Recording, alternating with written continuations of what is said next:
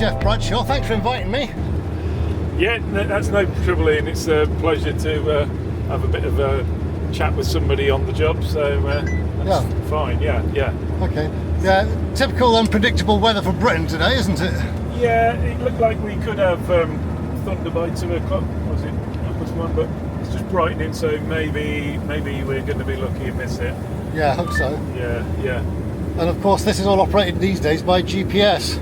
Yeah, we're all on. It's on self-steer and it's working out how fast it needs to go as well. Yeah. So don't really have to do a lot once it's set up. So yeah. So how many acres are you actually hoping to harvest today?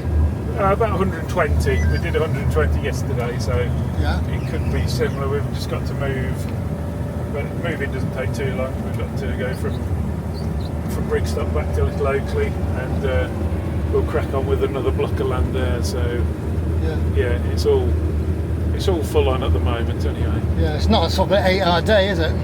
No, 15, 16s usually. Yeah, I was speaking to one of the guys at Hemington who does the drilling and that sort of thing and the ploughing, and he was telling me this week he's clocked. Well, this last week he's clocked up 92 hours. Yeah. That's typical, isn't it? Some years we'd got up to 120, but I think we should draw the line at about 80 because 2 weeks in one's more than enough for anybody really. Yeah. I mean, I start at 6:30 and we finished at 10 last night. You get back, have a quick rest, have a few hours sleep, and you're back out again. Yeah. Okay, so what sort of tonnage would you get from? We would hope to get 10 tonnes per hectare out of this. At the moment, it's been doing probably in excess of that. Okay. And down here, I'll just unload this now. That's it. There we go. We just unloading. You have a lady driver there. Yeah. Boss's wife. The boss's wife, is it? She's a very good driver. Yeah. There you go. That's inside to the outside cab view. It's amazing how fast they actually fill up as well, isn't it? Yeah, it's about 200 litres a second. Really? Yeah. Yeah, and the thing is, you don't want anything to be wet. It's got to be dry because you have to put them in the dryers. It starts to get expensive then, doesn't it? Yeah, I said to our boss, the sun is your cheapest form of drying. Yeah, absolutely. Yeah. Just getting the rest of that on board. That's it. It's full underway. Okay, full and away. And there we go, that's another load. The tractor and trailer is off. Yeah, getting up to 15 tonnes on that. Really? Yeah. Wow. So what sort of... One of those every 15 minutes. Well, that's not bad, is it? 20 minutes. Okay. And what sort of customers buy the wheats? Oh, this is mainly for animal feed, really. Yep. It could go into low-grade milling. Yep. But we don't specialise in milling, so it's mainly feed wheat, as we call it. Yeah. Is this the winter wheat? Yeah, winter wheat. This was planted about third week in November. We run into a lot of wet weather. We got held up, and then we did manage to slip an acreage in. Yep. And it's gone really well on good land, but at the top of the field, it's not so good at all. So yeah. Okay. It's just one of those things, and it was followed up with about 7 or 8 months of continuous rain. So yeah, it's not been a very good spring, has it? So no. Although the spring crops we planted have done rather well because they've had moisture and sun in the right amounts, and they'll do quite well. Okay. But you never get everything right all the time. Okay. Especially playing around with what comes out of the sky. Yeah. And what about crop rotation? Because you obviously got wheat this year. Do you go something different? I mean, we've changed the crop rotation a bit. We've dropped oilseed rape this coming year. Right. So I've planted oilseed rape for 42 years. We're good to drop that because of financial and political implications. Yeah. The UK will buy oilseed rape from countries that use chemicals that we can't use. So it's a bitter pill, really. So our rotation now is probably we've got wheat and spring barley, and we've got some oats. We would like to try and start growing some peas. You saw some peas being harvested.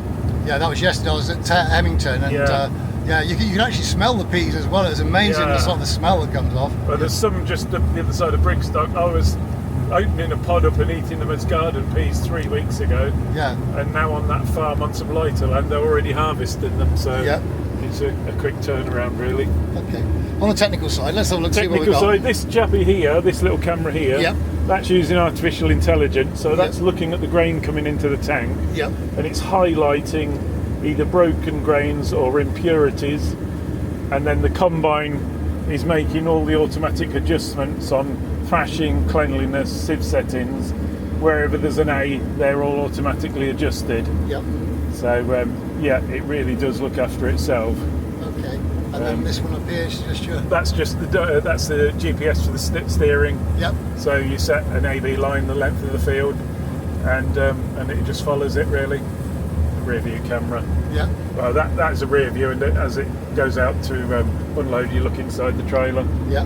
Okay. And yeah, there's lots of stuff to set up, but most of it is you key in what crop you're going to do, and unlike years ago, you used to have to go around and alter this and alter that and alter that. This does it hundreds of times a second, so yeah. I don't think the human can beat it really. It's one ahead of the human. Yeah, yeah. Yeah. That's technology in the 2024. So really, but I've gone from driving a combine, about 46 years ago, I drove the first combine, 11 foot wide, no cab, all the pleasures of full air conditioning, yeah. to 40 foot air conditioning and £500,000, I suppose. Wow. Some of them are more than that now. And you use it for 200 hours a year. Wow. That's about all it does. Yeah. But it's no good growing a crop if you can't harvest it efficiently. Yeah. And the front blades. What's the actual technical name for the front blades? The reel's going round. Yeah. This is the last sort of 5 or 6 years. This is the common type of header now. Yeah. And it's got belts that bring it along. The auger doesn't actually do a great lot anymore. Yeah. So it does allow us to carry on harvesting a little bit later at night. Yeah, the belts bring it along. Yeah. But yeah, this is where our crops are failed up at the top of the hill. That's where we get the wettest land. Yeah. But anyway, we'll get it cultivated properly this time. Okay. We've been dabbling for the last few years of very minimal cultivation, very shallow cultivation, and it's not really worked on this heavier land. It needs to have a slightly deeper cultivation anyway. Okay. Coming to the end of this little video, I've got a huge thank you to Jeff Bradshaw for inviting me along today. That's very kind of you, Jeff. That's no trouble, Ian. Thanks very much. Okay, I hope you enjoy the drone footage we've put up there for you.